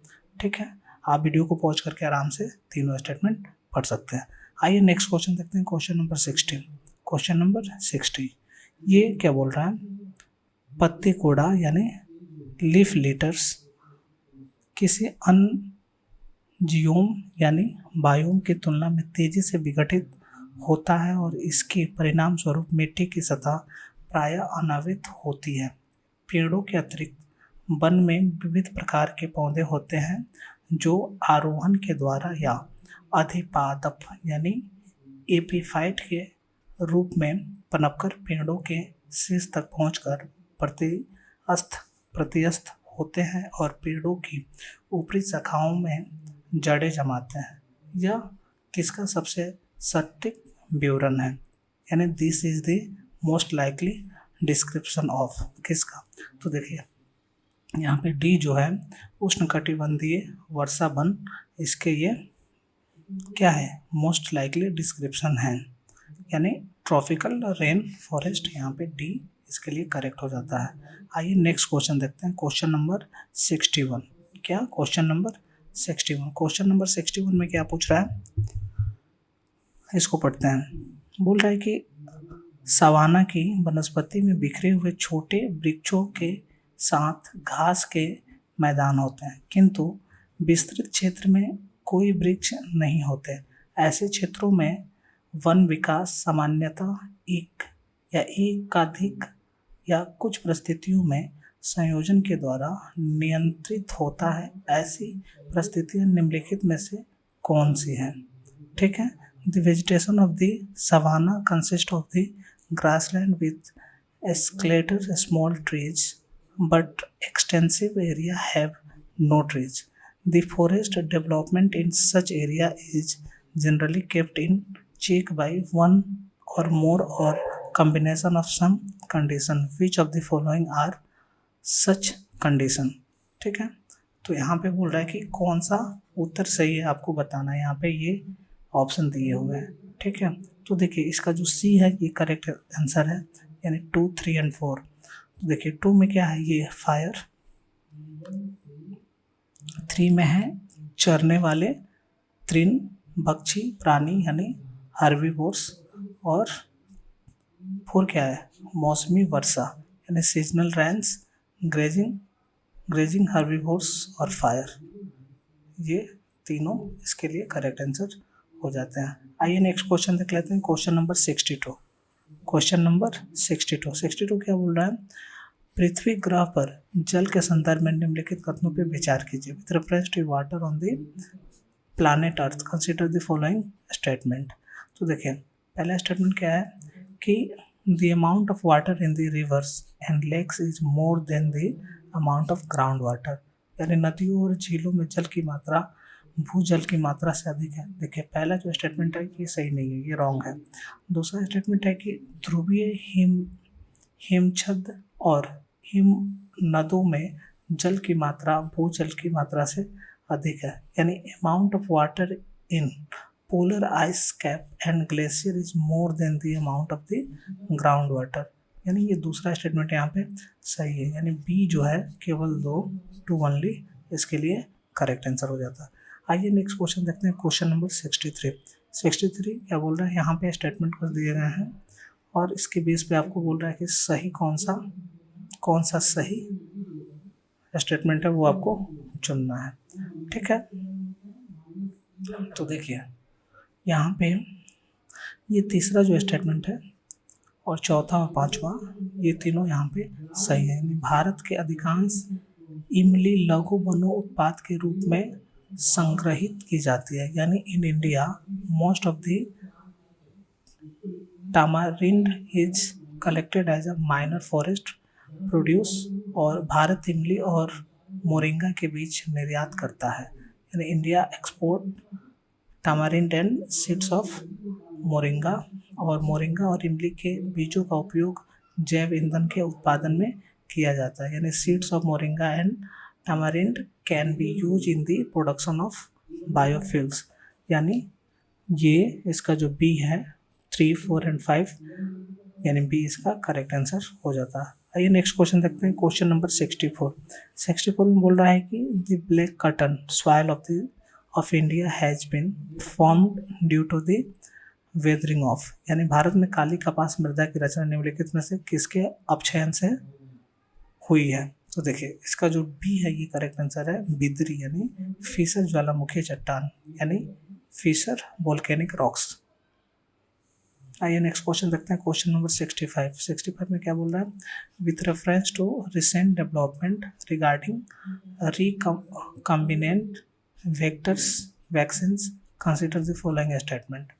ठीक है, तो यानी पुनः संयोजन वेक्टर वैक्सीन से के संबंध में पूछा है कि हाल के विकास के संदर्भ में यहाँ पे स्टेटमेंट दिया हुआ है, पूछ रहा है कि कौन सा स्टेटमेंट सही है। पहला स्टेटमेंट है कि genetic engineering is apply in the development of these vaccines, तो पहला स्टेटमेंट सही है। दूसरा है कि bacteria and virus are use in the vectors, यानी जीवाणु और विषाणु का प्रयोग रोगवाहक यानी वेक्टर्स के रूप में किया जाता है। तो ये दोनों स्टेटमेंट करेक्ट हो जाते हैं, यानी सी इसका करेक्ट आंसर हो जाता है बोथ 1 and 2।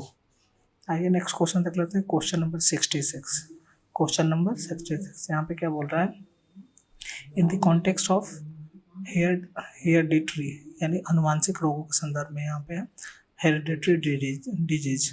ठीक है, निम्नलिखित कथनों पर विचार कीजिए। यहाँ पे 2 स्टेटमेंट दिया हुआ है और बोल रहा है कि कौन सा स्टेटमेंट यहाँ पे सही है, उपयुक्त कथनों में से कौन सा सही है ये आपको बताना है, करेक्ट स्टेटमेंट आपको चुनना है।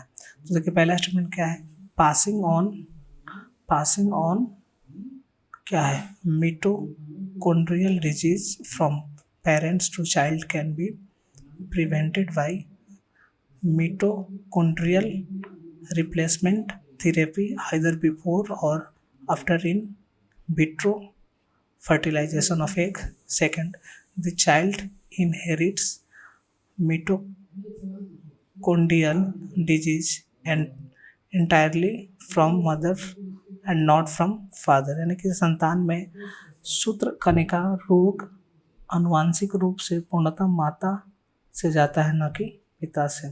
ठीक है, दोनों स्टेटमेंट यहाँ पे सही है, यानी सी जो है ये करेक्ट आंसर हो जाता है बोथ 1 and 2। नेक्स्ट क्वेश्चन देखते हैं, क्वेश्चन नंबर 67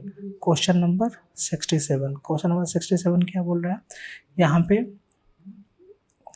बॉल गार्ड 1 और बॉल गार्ड 2 प्रौद्योगिकी का उल्लेख किसके संदर्भ में किया जाता है, यानी Bollgard 1 and Bollgard 2 technology are mention in the context of, किसके कॉन्टेक्स्ट में। तो देखिए जो बी है वो इसके लिए करेक्ट है, यानी developing genetically modified crop plants, यानी अनुवांशिक रूप से रूपांतरित फसली पादपों का विकास के रूप में इसका यूज करा जाता है।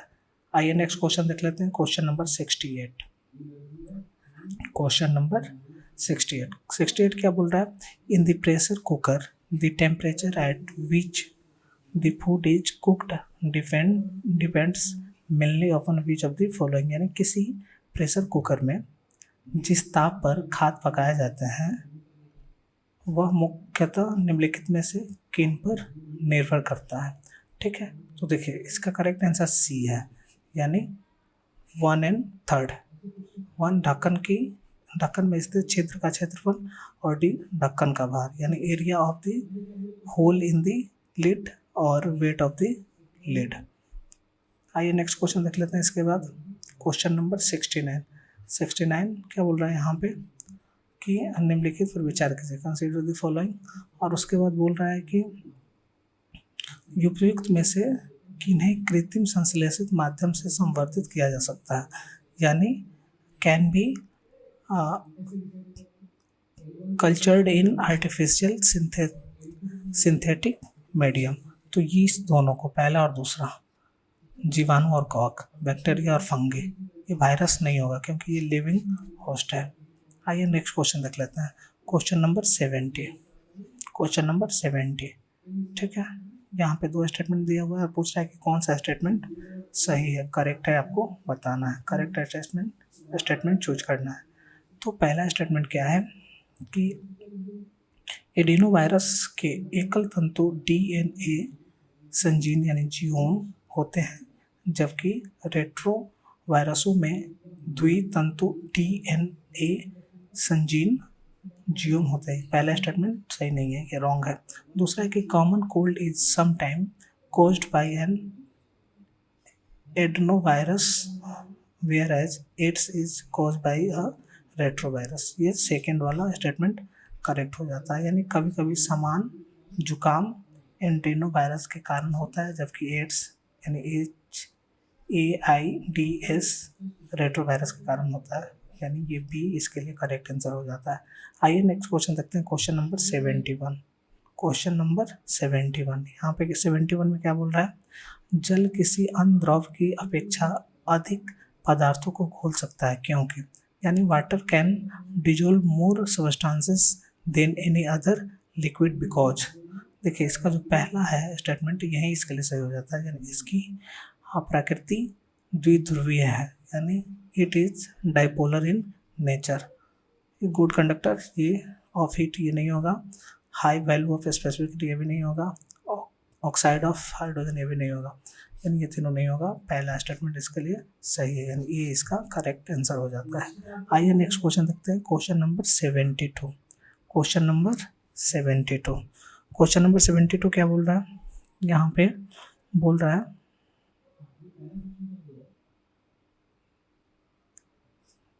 देखिए इसको पढ़ते हैं, दोनों इंग्लिश में हो गया, कोई बात नहीं, इसको इंग्लिश में इसे पढ़ लेते हैं। हिंदी वाला बाय मिस्टेक यहाँ पे एक जगह हिंदी होना चाहिए, एक जगह इंग्लिश होना चाहिए, दोनों जगह इंग्लिश हो गया, कोई नहीं, इसको देख लेते हैं। देखिए, with reference to street light how do sodium lamp differ from LED lamp.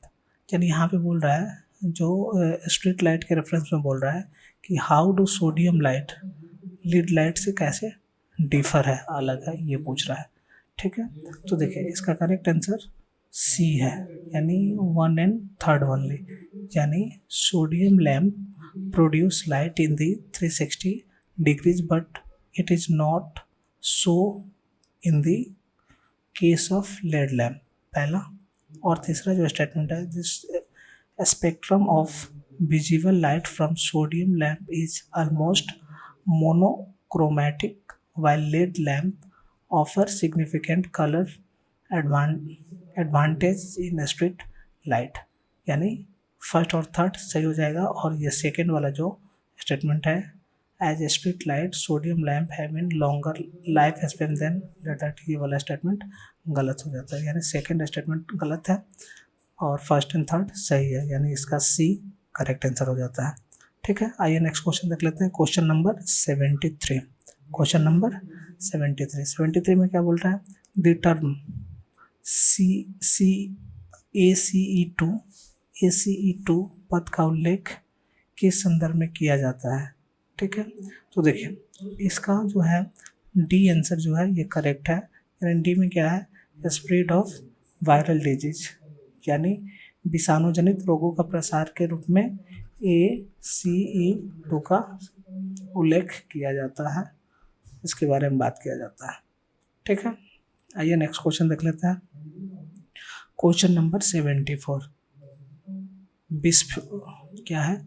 Bisphenol A यानी BPA जो चिंता का कारण है, निम्नलिखित में से किस प्रकार के प्लास्टिक उत्पाद में एक संरचनात्मक मुख्य घटक है?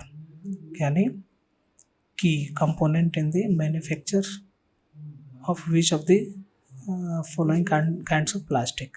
ठीक है, तो देखिए ये जो बी है इसके लिए करेक्ट आंसर होता है, यानी पॉलीकार्बोनेट जो है इसका करेक्ट आंसर है। आइए नेक्स्ट क्वेश्चन देख लेते हैं। क्वेश्चन नंबर 75 में क्या बोल रहा है कि निम्नलिखित में से किस में triclosan triclosan consider harmful when exposed to high levels for a long time is most likely present in which of the following, यानी हाई क्लोलस के विद्यमान होने की सर्वाधिक संभावना जिसके लंबे समय तक उच्च स्तर के प्रभावन में रहने को हानिकारक माना जाता है। ठीक है, निम्नलिखित में से किस में, ठीक है, विच ऑफ द फॉलोइंग, यहाँ पे आपके ये ऑप्शन है। तो देखिए ये जो डी है प्रसाधन सामग्री यानी टॉयलेटरीज, ये इसके लिए करेक्ट आंसर हो जाता है। आइए नेक्स्ट क्वेश्चन देख लेते हैं, क्वेश्चन नंबर 76। क्वेश्चन नंबर 76 में क्या बोल रहा है, 76 में बोल रहा है कि खगोलीय दूरी क्या, एक सेकंड, खगोलीय दूरी प्रकाश वर्ष में मापे जाने का कारण निम्नलिखित में से कौन सा है। ठीक है, which one of the following is a reason why astronomical distances are measured in light years, यानी खगोलीय दूरी प्रकाश वर्ष में मापे जाने का निम्नलिखित में से कौन सा कारण है। ठीक है, तो देखिए यहाँ पे स्टेटमेंट दिए हुए हैं, तो इसका जो डी है यानी प्रकाश की गति यानी स्पीड सदैव एक समान होती है, यानी speed of light is always same, ये वाला इसके लिए करेक्ट आंसर हो जाता है। आइए नेक्स्ट क्वेश्चन देख लेते हैं, question number 77।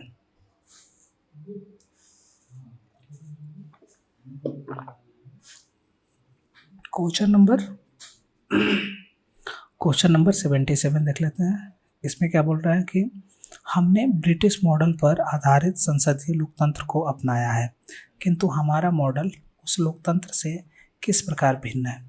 We adopted parliamentary democracy based on the British model, but how does our model differ from that models, ये पूछ रहा है। ठीक है, अब देखिए दो स्टेटमेंट यहाँ पे दिए हुए हैं और पूछ रहा है कि इनमें से कौन सा सही है, करेक्ट आंसर कौन है वो आपको बताना है इन ऑप्शन में। तो देखिए पहला क्या है, जहाँ तक विधि निर्माण का संबंध है, ठीक है, ब्रिटिश संसद सर्वोपरि अथवा संप्रभु है, किंतु भारत में संसद की विधि निर्माण की शक्ति परिसीमित है, यानी लेजिस्लेटर इज लिमिटेड। सेकंड क्या है कि भारत में संसद के किसी अधिनियम के संशोधन की संवैधानिकता से संबंधित मामले उच्चतम न्यायालय द्वारा संविधान पीठ को भेजे जाते हैं। ठीक है, in India matter related to the constitutionality of the amendment of an act of the parliament are referred to the constitution bench by the supreme court।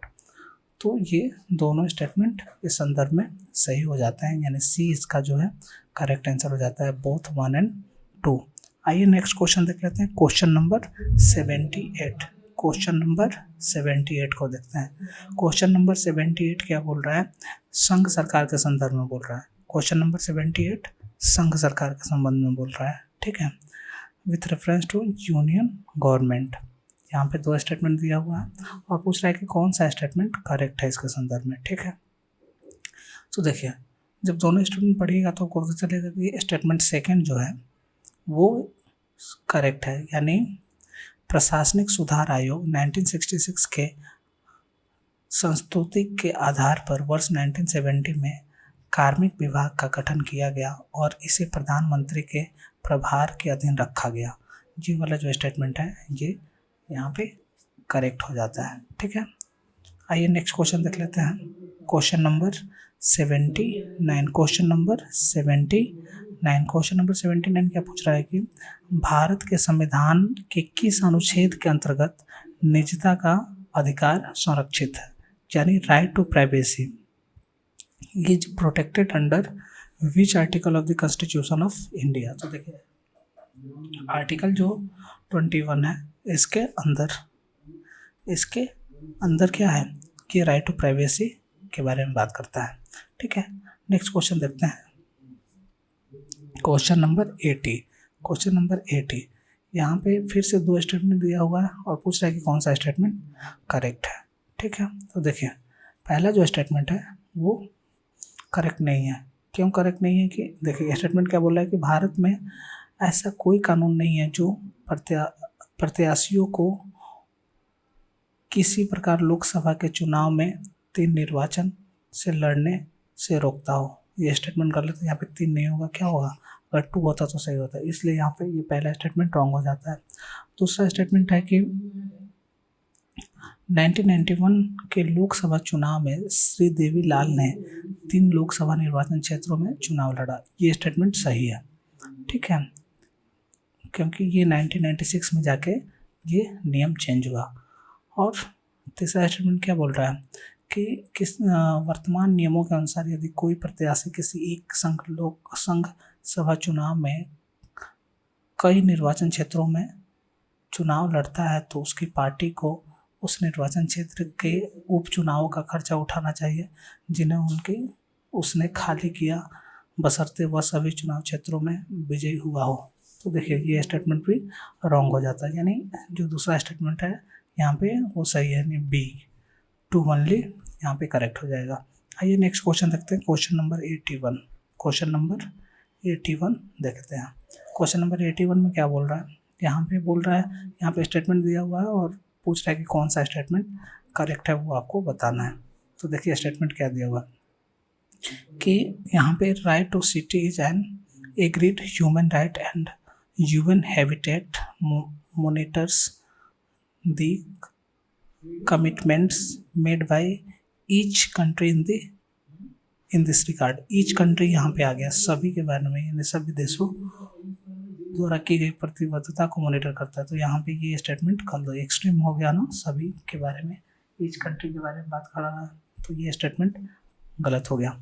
दूसरा कि right to the city give every occupant of the city the right to reclaim public place and public participant in the city, ये सही है। दूसरा right to city means that the state cannot deny any public service or facility to the unauthorised colony in city, ये भी statement यहाँ पे सही हो जाता है। तो इसका जो डी जो है 2 और 3 ओनली ये करेक्ट हो जाता है। आइए नेक्स्ट क्वेश्चन देखते हैं, क्वेश्चन नंबर 82।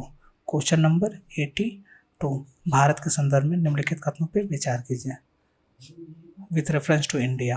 तो देखिए यहाँ पे 2 स्टेटमेंट दिए हुए हैं और पूछ रहा है कि कौन सा स्टेटमेंट सही है, ये आपको बताना है। पहला स्टेटमेंट क्या है कि judicial custody means an accused is in the custody of the concerned magistrate and such accused is locked up in police station not in jail, ये स्टेटमेंट गलत हो जाता है। दूसरा during judicial custody the police officer in charge of the case is not allowed to interrogate the suspect without the approval of court, यानी न्यायिक हिरासत के दौरान मामले के प्रभारी पुलिस अधिकारी न्यायालय की अनुमति के बिना संदिग्ध व्यक्ति से पूछताछ नहीं कर सकते, यानी ये दूसरा स्टेटमेंट सही हो जाता है, ठीक है, यानी केवल 2 करेक्ट है यहाँ पे। आइए नेक्स्ट क्वेश्चन देख लेते हैं, क्वेश्चन नंबर 83। क्वेश्चन नंबर 83 ये क्या बोल रहा है, विथ रेफरेंस टू इंडिया, यानी भारत के संदर्भ में ये स्टेटमेंट है, 2 स्टेटमेंट है और पूछ रहा है कि इसमें से कौन सा स्टेटमेंट करेक्ट है। करेक्ट स्टेटमेंट आपको चुनना है। पहला स्टेटमेंट क्या है, when a prisoner makes out a sufficient case, parole cannot be denied to such prisoner because it becomes a matter of his या her right। तो पहला स्टेटमेंट रॉन्ग है।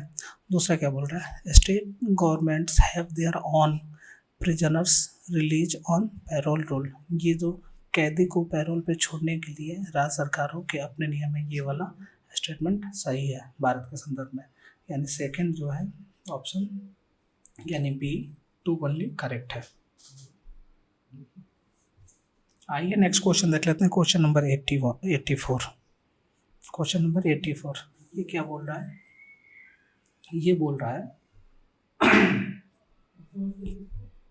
क्वेश्चन नंबर 84 बोल रहा है at the national level which ministry is the nodal agency to ensure effective implement of the scheduled tribe and other traditional forest roles recognized of the Forest Rights Act 2000 6 यानी राष्ट्रीय स्तर पर अनुसूचित जाति और अन्य प्राकृतिक अन्य पारंपरिक वन निवासी यानी वन अधिकारियों की मान्यता अधिनियम 2006 के प्रभावी कार्यान्वयन को सुनिश्चित करने के लिए कौन सा मंत्रालय केंद्रीय अभिकरण यानी नोडल एजेंसी है। तो देखिए इसका जो डी है वो करेक्ट आंसर हो जाता है, यानी जनजातीय कार्य मंत्री यानी मिनिस्टर ऑफ ट्राइबल अफेयर्स इसके लिए करेक्ट आंसर हो जाता है। आइए नेक्स्ट क्वेश्चन देखते हैं, क्वेश्चन नंबर 85। क्वेश्चन नंबर 85 के बोल रहा है कानून को लागू करने के मामले में कोई विधान जो किसी कार्यपालक अथवा प्रशासनिक प्राधिकारी को अनिर्दिष्ट एवं अनियंत्रित विवेकाधिकार देता है, भारत के संविधान के निम्नलिखित अनुच्छेदों में से किसका उल्लंघन करता है। A legislature which confer on the executive or administrative authority to unguided and uncontrolled discretionary power in the matter of application of law violates which one of the following article of the Constitution of India। ठीक है, violates which one of the article of India, किस अनुच्छेद का उल्लंघन करता है बताइए। तो देखिए इसका जो करेक्ट आंसर हो जाएगा ए हो जाएगा, यानी आर्टिकल 14 अनुच्छेद 14 का उल्लंघन करता है, वायलेट करता है।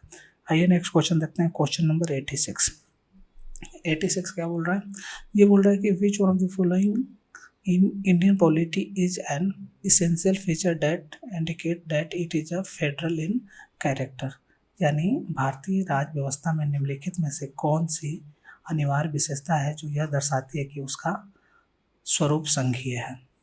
ठीक है, तो देखिए इसका जो पहला स्टेटमेंट है यानी न्यायपालिका की स्वतंत्रता सुरक्षित है, यानी the independency of judiciary is safe guard, ये वाला स्टेटमेंट बताता है, क्योंकि ये तीनों स्टेटमेंट से पता नहीं चलता है कि क्या है, भारतीय राज्य व्यवस्था संघीय स्वरूप है। और यहाँ पे ये भी कुछ स्टेटमेंट तो पॉइंट मैंने यहाँ पे लिखा है जो इसके बारे में फेडरल कैरेक्टर्स बताते हैं, dual government, distribution of power, ये सब है।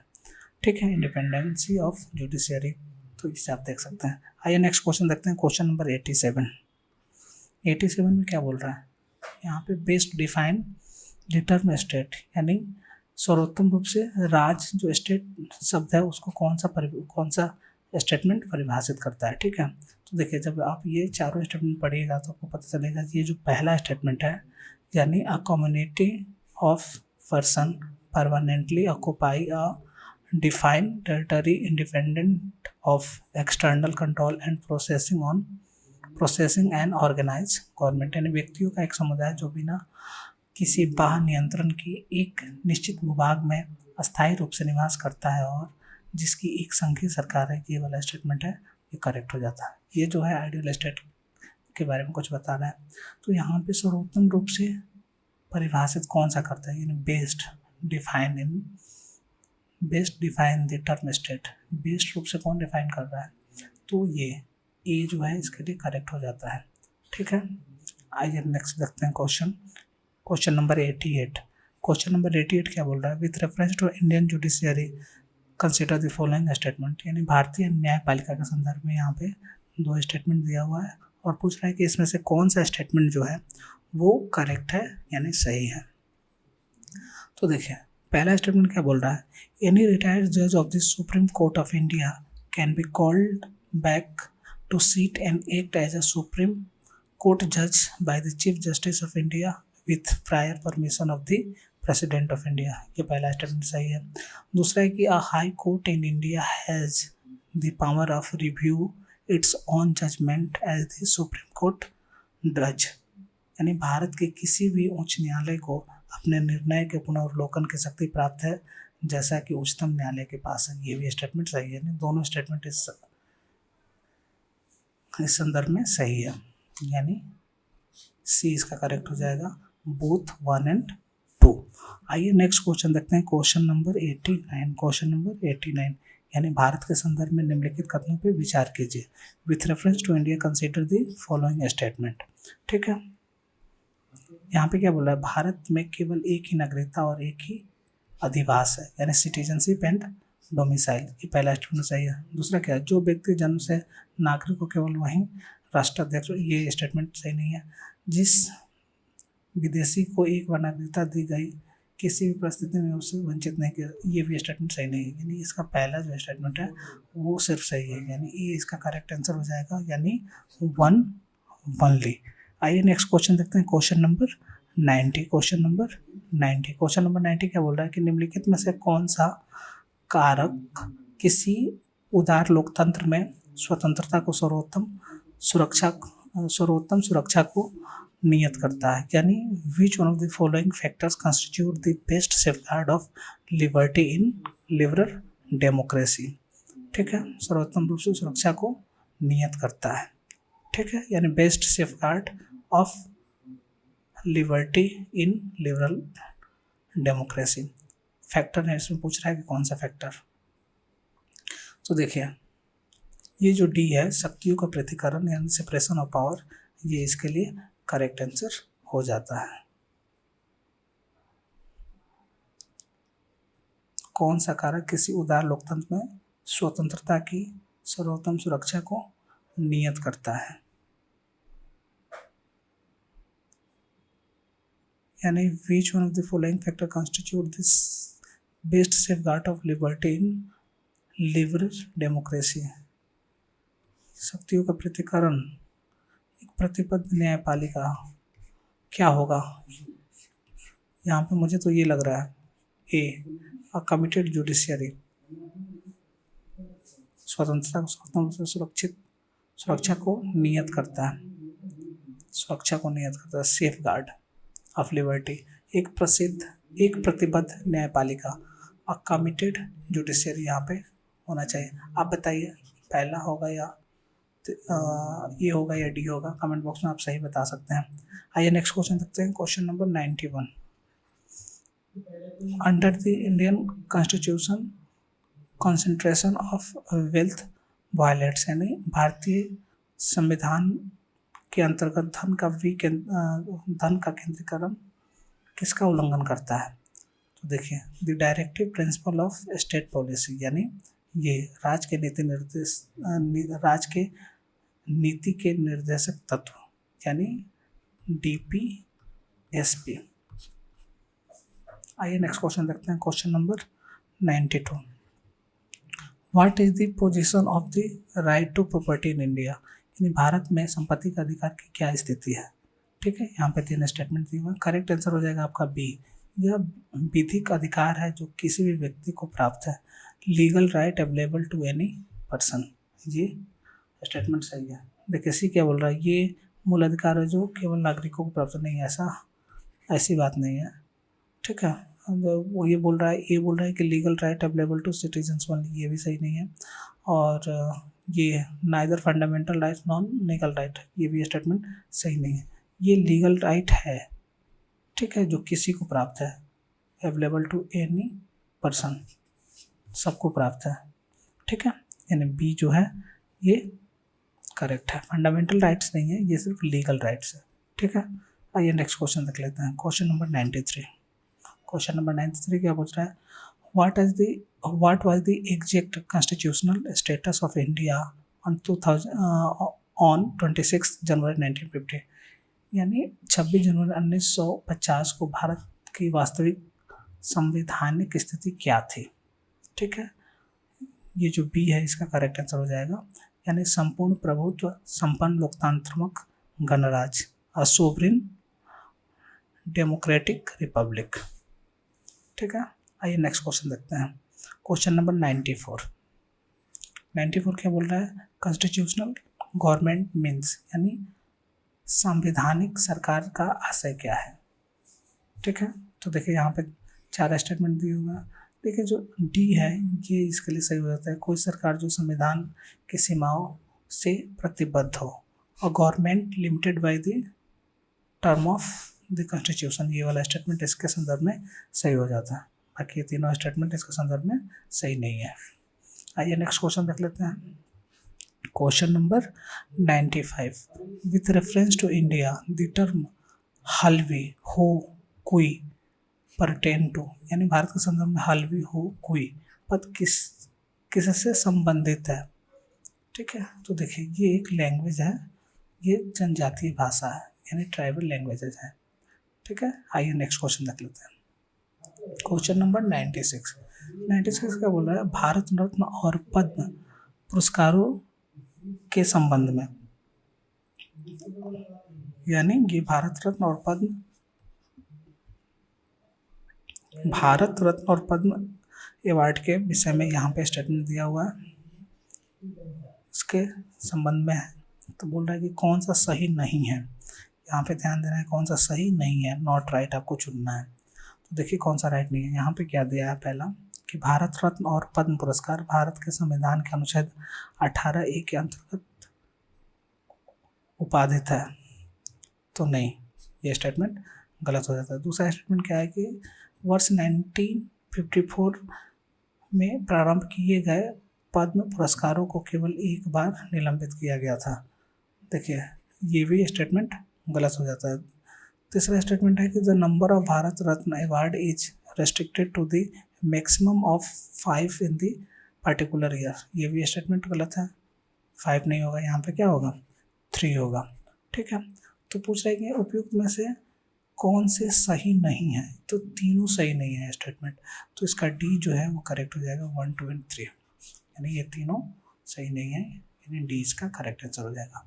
आइए नेक्स्ट क्वेश्चन देखते हैं, क्वेश्चन नंबर 97 में क्या दिया हुआ, यहाँ पे 2 स्टेटमेंट दिया हुआ है, स्टेटमेंट फर्स्ट और स्टेटमेंट सेकंड, और पूछ रहे हैं कि इनमें से कौन सा स्टेटमेंट सही है, आपको बताना है। ठीक है, पहला स्टेटमेंट क्या दिया हुआ है कि the United Nation Capital Development Fund यानी UNCDF and the Arbor Day of Foundation have recently recognized Hyderabad as a 2020 tree city of world. Second statement है कि Hyderabad was selected for the recognition for a year following its commitment to grow and maintain the urban forest, यानी शहरी वनों को बढ़ाने और संपोषित करने के प्रति प्रतिबद्धता को देखते हुए हैदराबाद को 1 वर्ष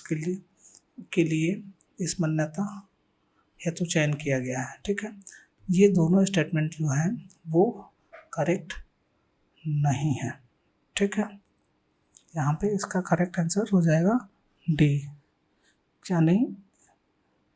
देखिए ये जो पहला स्टेटमेंट है कि संयुक्त राष्ट्र विकास निधि और अर्बन डे, क्या है ये, अर्बन डे फाउंडेशन ने हाल ही में हैदराबाद को विश्व के 2020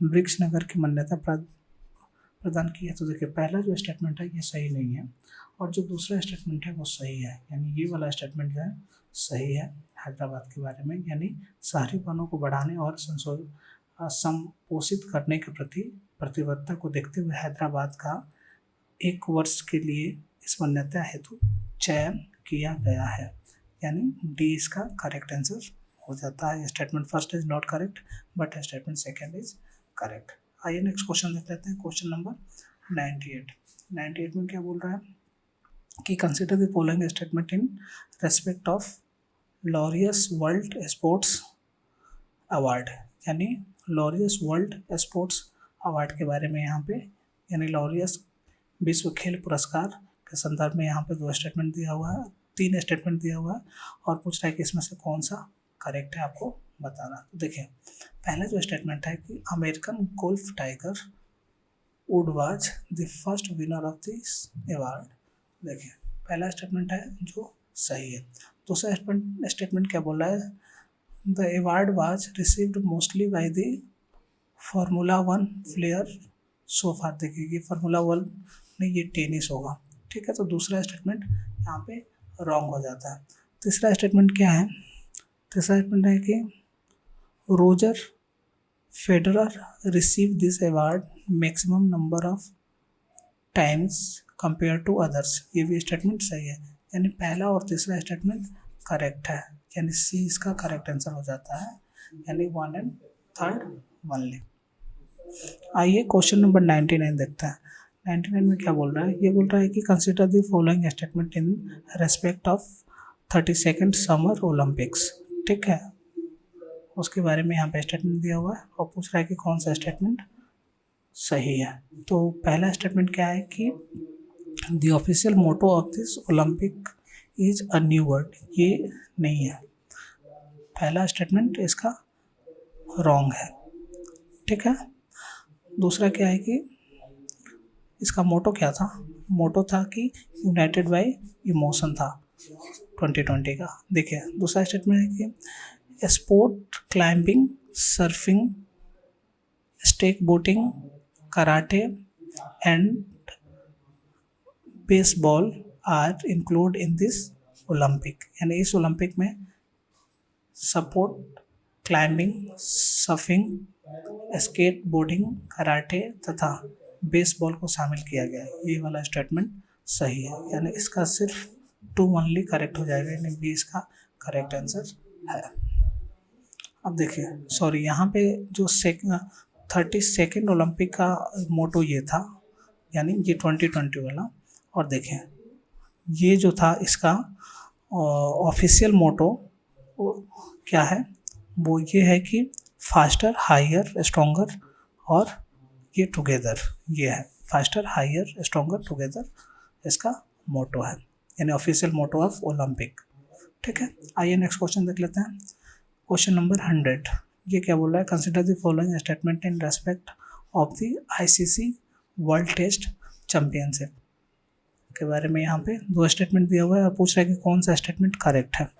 ठीक है, तो देखिए यहाँ पे the finalist were decided by the number of matches they won. देखिए ये नंबर ऑफ मैचेस नहीं, परसेंटेज पॉइंट के बेस पे चूज करा जाता है। New Zealand was ranked ahead of England because it वोन मोर मैचेस देन इंग्लैंड।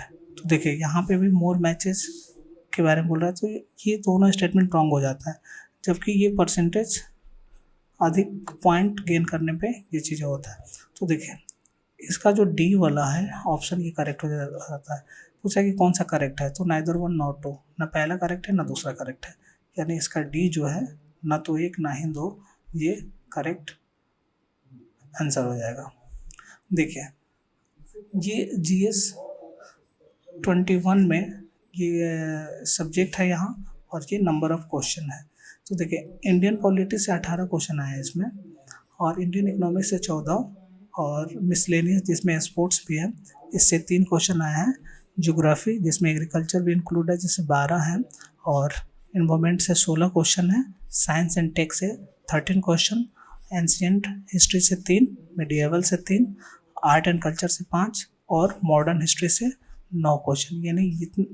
यानी किस किस पोर्शन से कितने क्वेश्चन आए हैं ये है, इसको आप एक बार देख सकते हैं। चलिए इसी के साथ आज का हमारा क्लास कंप्लीट होता है। बेस्ट ऑफ लक आपके अपकमिंग एग्जाम्स के लिए। आप सभी का बहुत बहुत धन्यवाद आखिर तक वीडियो देखने के लिए। उम्मीद करते हैं ये वीडियो आपके लिए यूजफुल सिद्ध होगी। आपके अपकमिंग एग्जाम्स के लिए बेस्ट ऑफ लक।